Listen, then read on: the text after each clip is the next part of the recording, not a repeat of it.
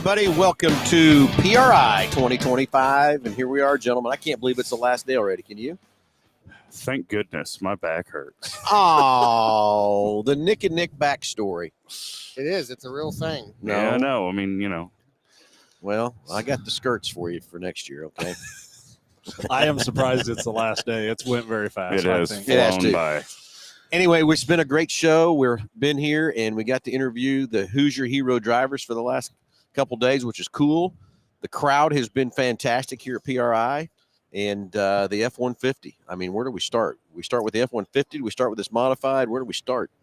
You know, it's definitely between both of them has got a lot of attention or attraction for the viewers for sure. I'm trying to decide like what I've seen more people at over the course of the show so far, and honestly, I think it's just been a pretty good toss-up between both of them. Yep. Well, anyway, it is a call-in show. Josh has got the phone ready to go if you want to call in and talk to us about PRI, or if it's the normal show, which is anything ailing your car, tires, brakes, batteries, or just want to understand something different about your car, or just want to talk about something here going on at PRI or anything in the racing world. Love to take your calls at 316-462-3673. That's the number right in the front desk. Tell the girls you want to get patched in the podcast, and hopefully we'll be paying attention to the phone and get you patched in this deal here, because sometimes we jack around and forget the text is there and someone's hanging on the line. I know, on us, right? But the phone line is open. We can love to take your calls, but if not, it's okay. But Josh, as always, what's in that great package that we give to them for each and every caller? So we'll mail out to you, but it's going to consist of the works, which is an oil change and tire rotation. We use Motorcraft oil and filter products here at Mel Hamilton Ford. While we're performing that, we're also going to complete a multi-point inspection, checking over the brakes, tires, steering, suspension, all the safety-related components on that vehicle. You'll also receive yourself $10 to Mel's Diners, so you get yourself something to eat and drink while you're with us at the big corner. Complete nitrogen for your tires, so you get all the great benefits that nitrogen has to offer. And then a BG products package, which consists of a can of MOA or motor oil additive for your engine oil, and then 44K for your fuel system. Again, just getting that vehicle geared up and ready to go for that next 5,000 miles of driving. All right, so let's get the phones ringing, and we'll take your calls if you want to. Not hit the chat line. We'll talk about what's going on the chat line, and is there anything happening over there yet? Well, somebody moved it, so. Don't wonder who that was. Way to go, Ballman. Way to go. Anyway, so been live here at PRI. Of course, Sunday we flew out and headed up to Hoosier to Shriver meetings, and so we can talk about this F-150. We can talk about this modified, but Nick, we had a pretty good time at the Hoosier Shriver meetings, finding out a couple new products. So one's sitting right here in front of us, Nick. Yeah. We got the Track Attack Pro that Hoosier released in September. It's a 200 treadwear street legal tire. Track day weapon, as they call it. We've got a few sizes available right now. We'll have them up on the website for sale, but then in January they're going to release a bunch more sizes that they've got in production. So excited to get those out there and get them on some hot rods and see what we can do. Well, if they come out early enough in spring, because might have to have something on somebody's 500. Yeah, we will. Is what I'm thinking of. Of course, who knows? I might have to put some of them slicks on that thing too. I don't know. So, new Track Attack Pro. And Nick, anything in the drag world that we saw new and different? Anything coming there? Yeah, so they're rebranding the 275/60/15 DR2 into a DR3. What's that mean, DR2 to DR3? Just a name, but really they're changing the mold, the way the carcass is. It's going to be a little bit wider around the tread profile area, a little bit of different rubber compound they're saying, so it's going to be even better of a tire. And that 275/60 DR2 was a good radial 275 competitive tire, and I think it's going to be even better for this year coming up. So that'd be pretty cool. Hopefully we get some of those February, March time, right before Big Jake's big race in Texas. Big Jake's? I didn't know Jake was racing down there, Nick. Did you? No, I didn't. Yeah, neither. I didn't. I didn't know he's in a drag racing. He's not such a big Jake. I mean, he's going to get down there. He's going to have to get down to the end and turn and come back the other direction. It's a 2 drag strip deal instead of just one. Yeah. Oh boy. Oh boy. Here we go. Yeah. We've got quite a few comments over dirt drag, having the two vehicles here and which one's better and all that stuff, huh? I think it was mostly everybody saying how much better drag racing Oh, was. is that what you think? Yeah. Yeah. I think know. all the attention this thing got was just people trying to figure out why the suspension was funny and why it sets crooked. They just thought it was like some backwoods stuff. And Yeah, no, I get it. So anyway, let's talk about the F-150. It's got a set of Hoosiers on it, got a set of wheels on it, but let's roll through that truck real quick. We got here. It's a craze right now, these F-150 regular cabs, and we built a couple crew cabs already too. But this F-150 regular cab XL truck with a 5.0, and then we take it from there. So let's kind of go through this truck. And again, we've got 3 of them on the showroom to have kind of a base package you can build and go from there. But this truck here has got everything on it. So gentlemen, what's on all this hot rod setting here? so we started out, obviously, all these trucks, most all of these trucks, we put the Whipple Gen 6 3-liter supercharger on them.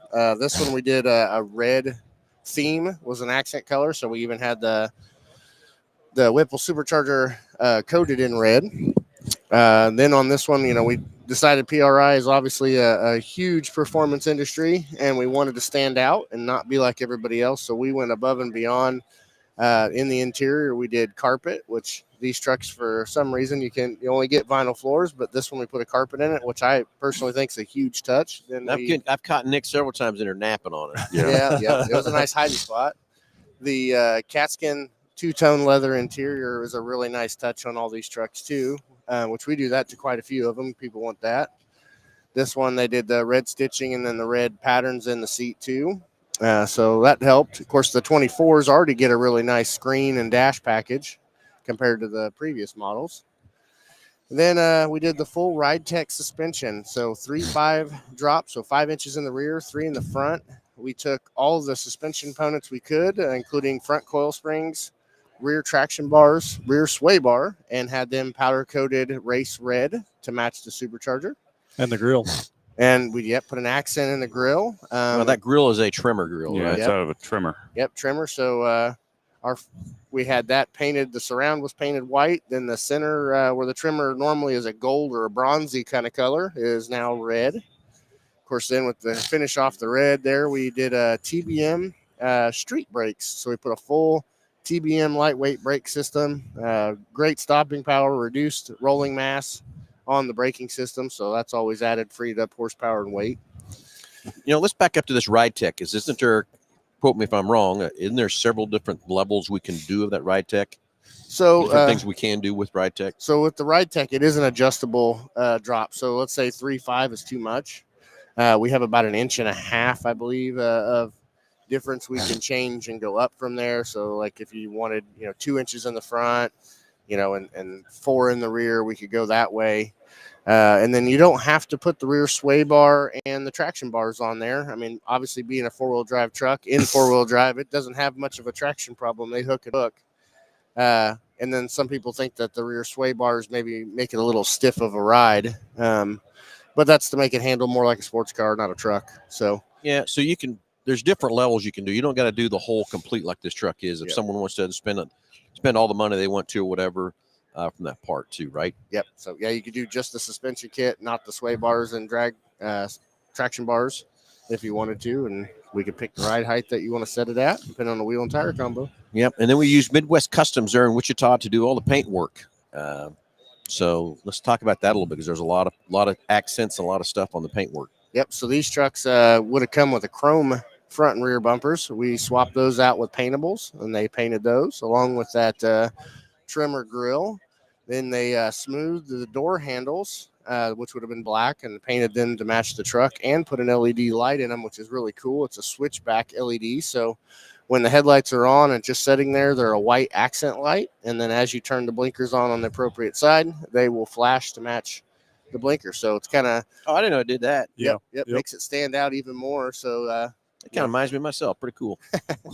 and then, of course, then they did the Mirrors. headlights and taillights and mirrors. So the Yep. headlights were really, really turned out awesome. They take those apart. I believe they even 3D print something in there to kind of change the look of it, then paint them white, put them all back together with LED headlights and cornering lights, and then put our logos in them. So they say Race MH on those.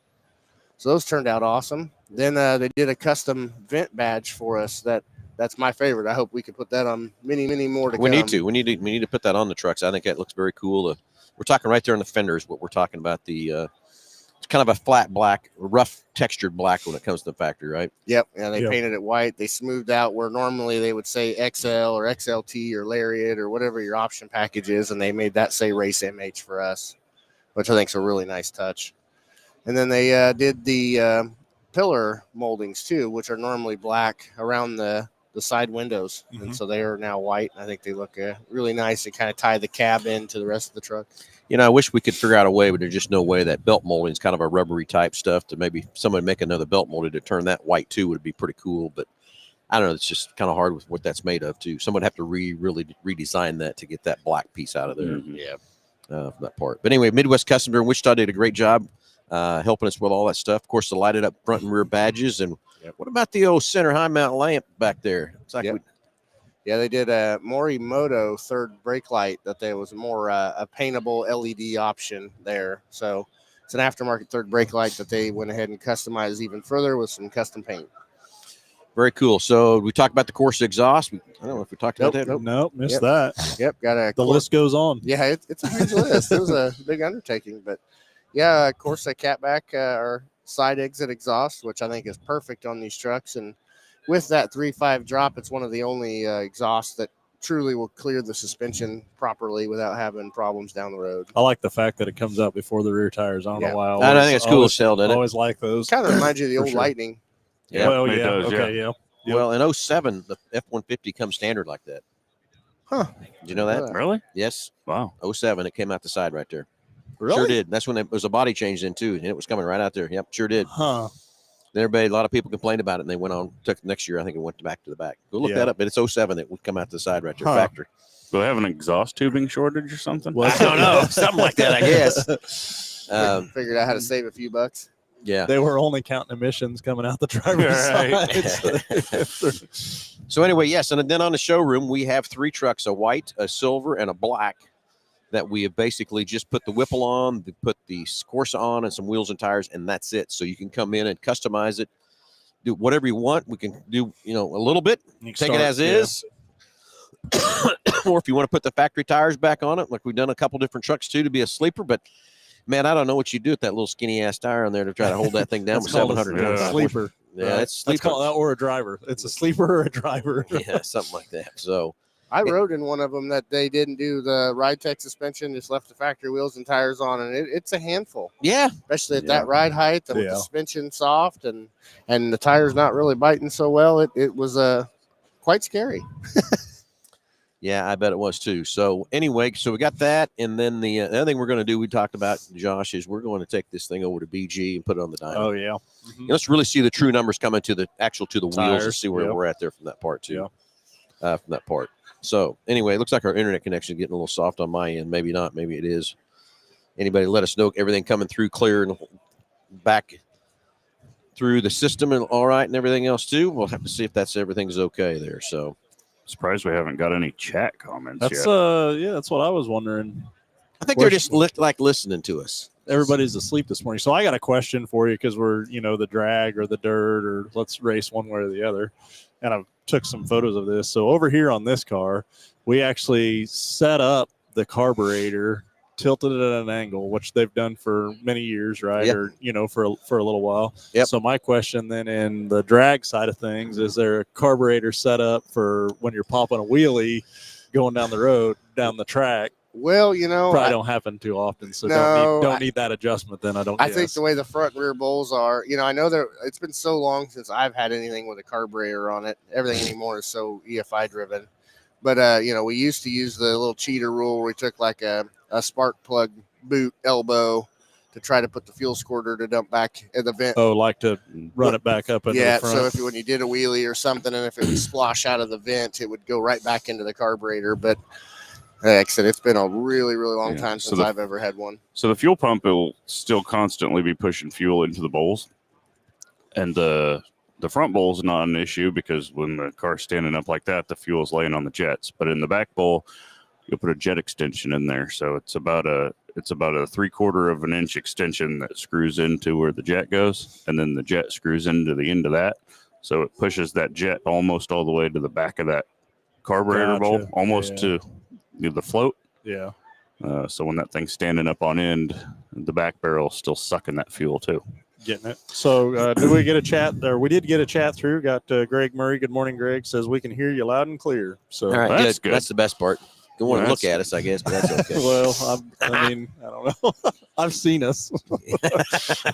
Exactly. Got the faces for radio. All of Yeah. us. Once Right. again, we're in Indianapolis at the PRI show 2024. I guess it's still 2024, isn't it? But it's really 2025. so It's almost 2025. So what I heard out of that whole discussion was wah. Drag racing is advancements in technology. Dirt track is old school carburetor stuff. Okay, let's get into that, man. I'm with you too on that part, but because I've told all the sanctioning bodies these carburetors went away in the manufacturing side of the OEMs in '85. Come Yeah, on, let's get up to speed So- with some injection and stuff like that too. I'm walking around this place and looking at all those high tech. I mean, he's showing me a dash the other day, like I could digital, drag racing, control your fuel system remotely, like whole deal. I So don't know. with oval track racing, we haven't got that far yet because they're still trying to figure out how to tech it. And we're still running a carburetor, but the engineering that's gone into these cars everywhere else is where the suspension technology stuff, yeah. advancement is, right? So I mean, there's a lot of engineering that goes into drag racing to get those cars from point A to point B. In the circle track world, we've got to get that car around the corner, and we've got to keep the power to the ground. And it doesn't really, in our situation, I don't think it matters as much how we're producing that power, whether it's with injection or whether it's with carburation. The science is in making the thing turn the corner. Yeah. I would say that too. I mean, drag racing, has the same issue. We're trying to put traction down extremely fast, sometimes on a limited traction surface. But where the benefits with us that would be cool to see in your guys' sport is the availability of traction control. So, we can rely on traction control so much. Well, how much faster would your guys' car be if you could cheat and use traction control? Well, we had guys back in the day cheating with that kind of stuff. We did, but the name of the game in dirt racing is to get the power to the ground without the use of traction control. If they went out there and said, okay, everybody can run traction control, the racing would not be as good. Yeah. Yeah, and we see that with heads up stuff. We're in a big change right now with all the events and promoters are trying to figure out new rules because we don't have a limit to stuff. It's how much you could buy and how deep your pocket is. So the nice thing about what I see in your guys' world is it kind of relies more on a driver. I mean, yeah, there's always money involved, but relies a little more on the driver and how good you can set up your car. And I think that's why you see so many cars at some of your events where we're in a deal now where the average Joe can't compete with some of these guys that get, hundreds of thousands of dollars of sponsorship money and have the best technology before everybody else. And, And I think, our technology in circle track racing, a lot of it trickles down from NASCAR, right? Starting with the Cup Series and down into truck and Xfinity, and then, and then down into dirt late model racing. And so, NASCAR has been with the top series. The top series is in NASCAR. They've been on injection for a while now, and I think that technology is getting ready to trickle down into our racing. I think that probably within the next 5 years, I think you're going to start seeing some of this technology in dirt racing. Well, and I'm gonna say too, you can take, like Nick, the more power you build, the faster you're gonna go. With us, the tire can only hold so much, and you can build too much power and start spinning and doing all kinds of stuff there too. So, I think that's also, like you said, some of the technology trickling down is going to help. Yeah. But until we, these tires are only 8 inches wide. You can put as big a tire as you want underneath there. Of course, you have classes that regulate your tire size Yep. too, but you can still get but- that tire to hold more traction. But I think they got to make it like with the whole electronics part of it. Like I was saying earlier about, that if we were all able to just run traction control, it would make the racing not as good. And I think that's kind of the same with the injection. I think they're figuring out how to tech it. I think they're figuring out how to make a software program, a ECU that will manage it and make the engine run like it has a carburetor on it.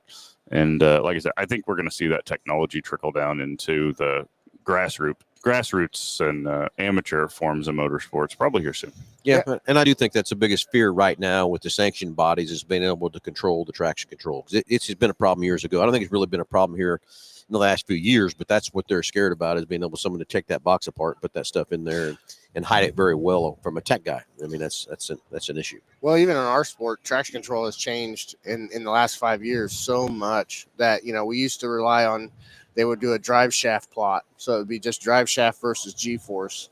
And then it started moving into dot to dot where you would ride rear drive shaft to front wheel speed. And then, okay, well, that works in situations until you have cars like mine that like to go on the bumper too much. Well, if you're carrying the front tires, it's thinking it's spinning. So then it would go into G plot versus laser ride height sensors. And, so we have X and Y axis G meters in there that will tell us if we're going sideways or front, back, up, down, and it can limit timing to get it down the track. So the more and more we're figuring out with it in that world, I think it'd be more and more it would work in your world too eventually. But it would, like I said, it would take the driver out of it a lot. Well, and I think that's what they're trying to do in our sport is make it to be more of a driver situation. Yeah, it's still a car setup and how you set it up so too. But again, there's so many different driving styles in dirt too that you got to cater that car to that driver from that part. You can start with a base setup, but then every driver is going to like something, feel something different and stuff too in the dirt world. Anyway, I don't know how. I don't know that you're going to see many dirt track racers sitting there getting ready to go out for the A feature with their laptop out, sitting on the roof of the car, putting a tune in it. Maybe someday, but that's just hard for me to envision. But I think they're going to come out with a kit that's going to be kind of a plug and play deal that you'll be able to put in the car with an ECU. And yeah, I think Holly had one that was untouchable. You got to have some way to make sure it's still sealed up in the factory. Yep. So of course, we got that issue with the crate engine. They got the seals on them, but they still can say they got the seals on them. Yeah. So, How much, so just tech wise or design wise, like I was always curious how much one of these cars would be from asphalt to dirt. How much difference is there in that car going from asphalt to dirt? Mainly would be, in my opinion, I know a couple guys I could ask that to, but of course the tire would change. Yeah, sure. Your spring rates would change and maybe your shocks a little bit, but yeah, and the rear suspension would be totally different because these cars make way too much traction to run on pavement. Yeah. Oh yeah, didn't think about that. Probably go back to you're going to be on a longer, like a longer control arm, rear suspension. Like you look at a NASCAR Cup car or whatever, they've got the control arms that are that freaking long, and so yep. So anyway, hey, let's get the phones ringing. Anybody want to talk about anything ailing your car, tires, brakes, batteries, or talk about something going on here at PRI 2024, heading into 2025 with all the new technology and stuff that's here. And the crowds, gentlemen, it's been the best crowds I've seen for a long time at PRI. So that tells you racing is alive, breathing, and well. So I haven't really walked around much other than just kind of our corner back here, but it appears like just from a vendor standpoint, like all the booths are full, and there's definitely a lot of people here representing on the racing side of things. I don't know if you guys feel the same about that or whatever too. Oh, yeah. But absolutely. I haven't walked around much either, but just the amount of people you hear, the talks you hear, walking back and forth to the hotel room and stuff.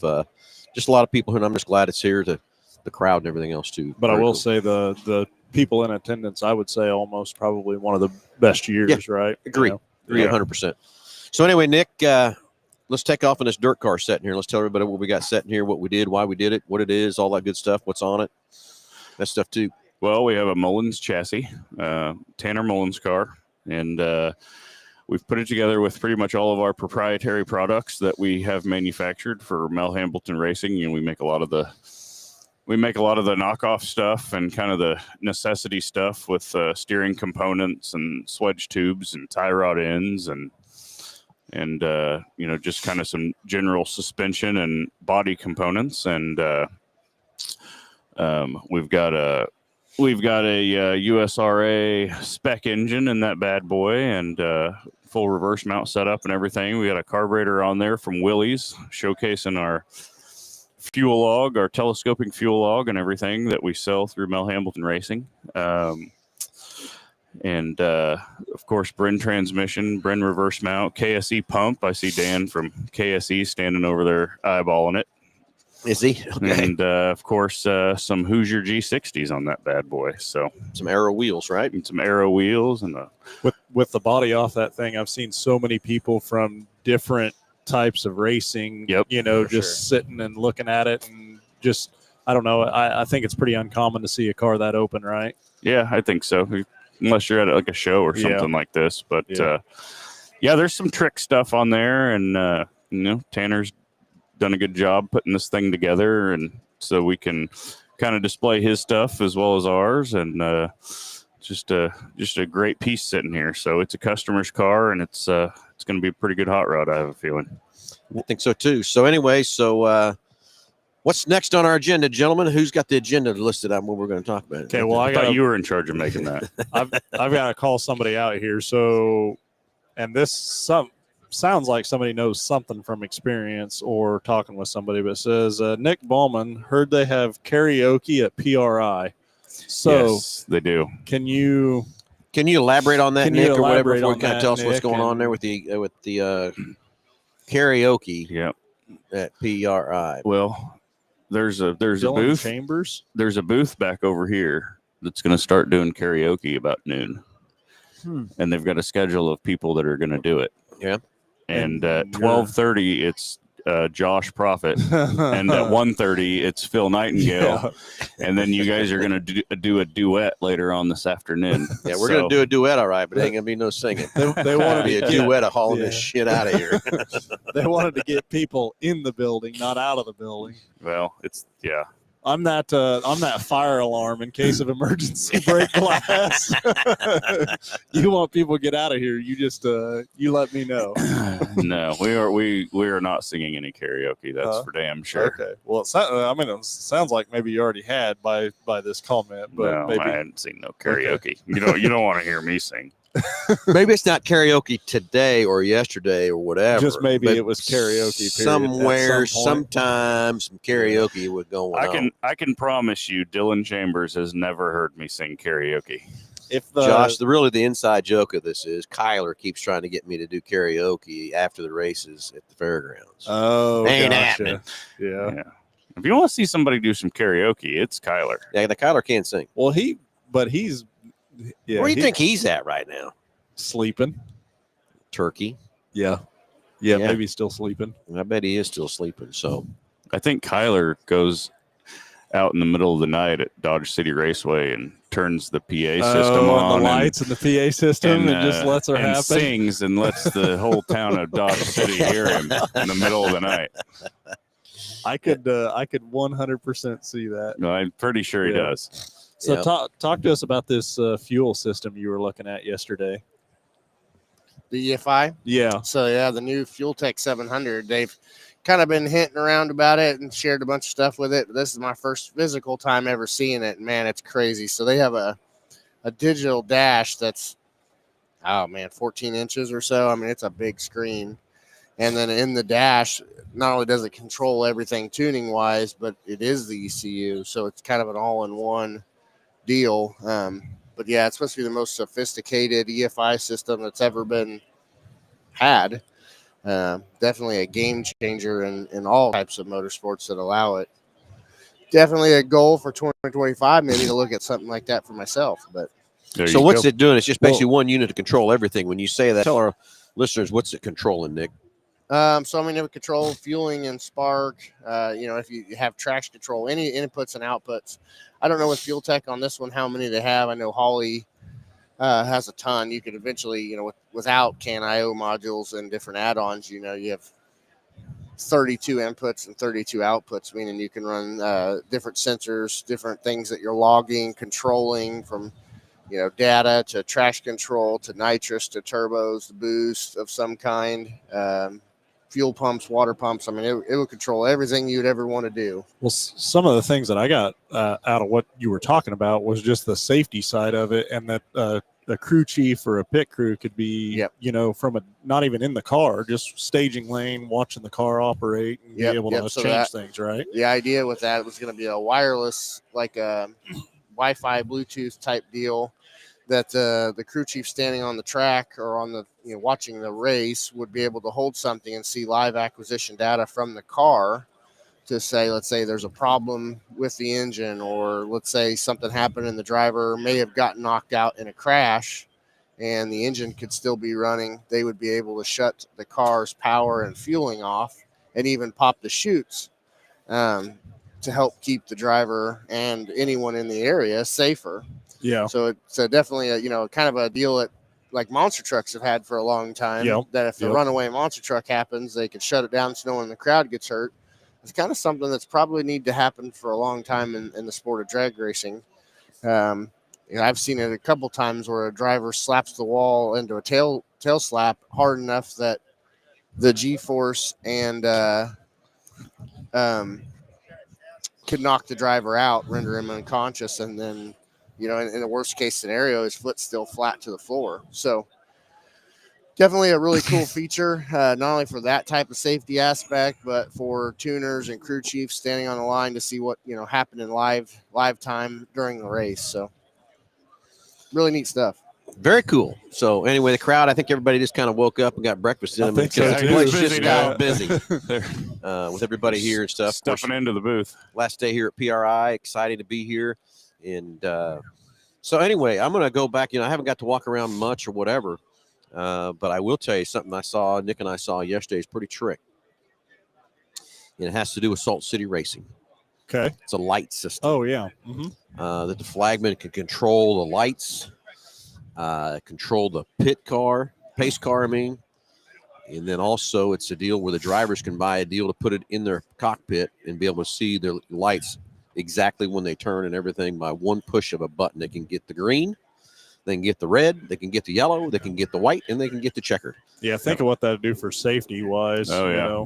For sure. So, and the other thing those lights and all that stuff, it's all wireless. Yeah. So pretty cool stuff. We're going to look into that a little bit deeper to make it the safety factor now that we got a 3-year contract at Salt City Racing. I'm surprised they wouldn't integrate that with like a transceiver or something at some point, just make it part of that transceiver and make it to where you mount it maybe in a different spot than you otherwise would. Or So anyway, something pretty cool trick there coming from Raceiver. Couldn't spit it out. I knew I was close there from that part. So that's pretty trick. We're going to look into that at Salt City. And the other thing I like about it, you can do it in phases. You don't got to do it all at once or whatever. So we can start with a couple different things, real simple stuff, and then grow to it from there apart from that too. So just another huge safety factor, in my opinion, for the drivers to know immediately when there's a red, immediately know when there's a white, immediately know when the yellow's out. I think last night at dinner we were even talking about, for the track crew to even be able to have them in their vehicles. So, I mean, if you're watching your section of the track and something happens, but it's not on your section of the track, it would alert you a lot sooner of, hey, there's something going on. And the yellow's out. Yeah. Need to get 100%. Somewhere and do something for sure. So anyway, here in just a little bit after the show, we're going to head over and get the new 604 update. 602 update, what's happening there? There'll be a lot of question and answer. Going to go tune into that and see all the fine stuff there too.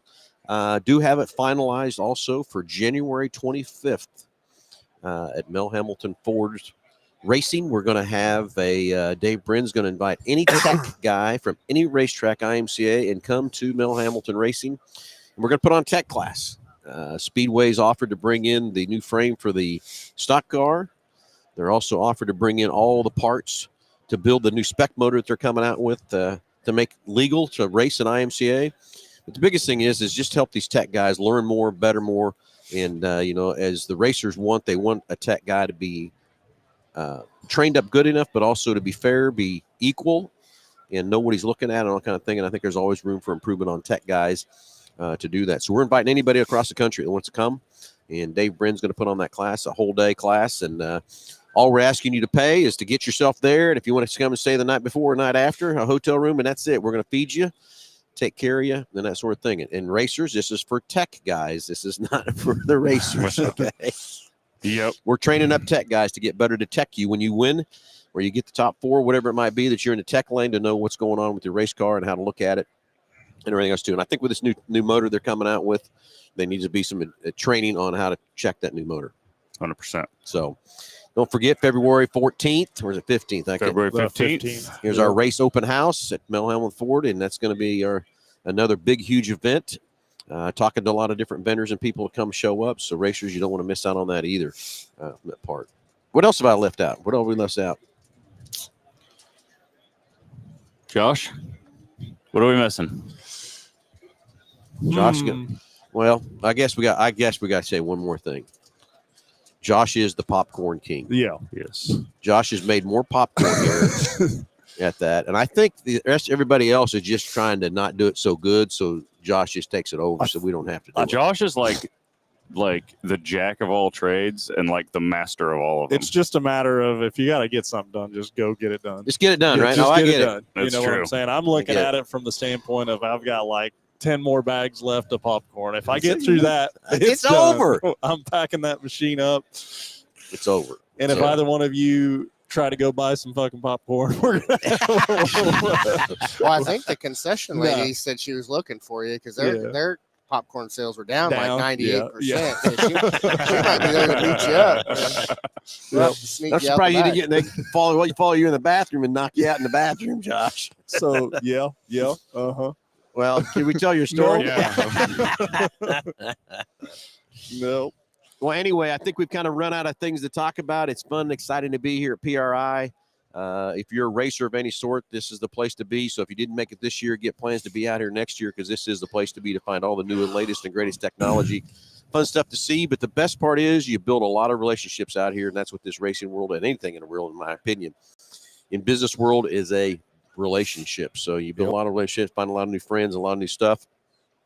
And everything else too. So, gentlemen, if we ain't got nothing else to talk about, we got to go hand out some. Get a Josh, glass, yeah. Josh has got to start popping some more popcorn because Alan's being inefficient over here with trying to get that popcorn out. And Josh just wants to get it popped so he's done messing with it. Yeah. We're about out of candy too, so that's kind of crazy too. We ran out of bags yesterday at about noon. That's the first. Yeah, that was Nelson. Nelson was a bag handing out. He was, wasn't he? Man. I think maybe he might need to be a car salesman. He was pretty good at selling those bags to people when they He didn't was, want it. yeah. Yeah, exactly. Well, I'm just going to cut to the chase. You're going to leave here with this bag, so you just want to take it now. Quit arguing with me, will you? Yeah. So anyway, everybody, thanks for tuning in. Thanks for watching. Have a great Saturday. And Nick, I don't know. We've got to get the class now. We're kind of situated the classes for Salt City. So maybe in the near future, we'll be announcing all the classes that we'll be running at Salt City. Of course, the dates that will be there are out. Got some exciting new stuff on the schedule for 2025. So exciting for that part too. Who knows? We might need to go get a live on Wednesday and talk to everybody. We'll see if we got time or not. Schedule out from that part too. But again, if not, we'll be back live next Saturday morning, 9:00 with Under the Hood. And everybody have a great Saturday and be safe. Let's go racing.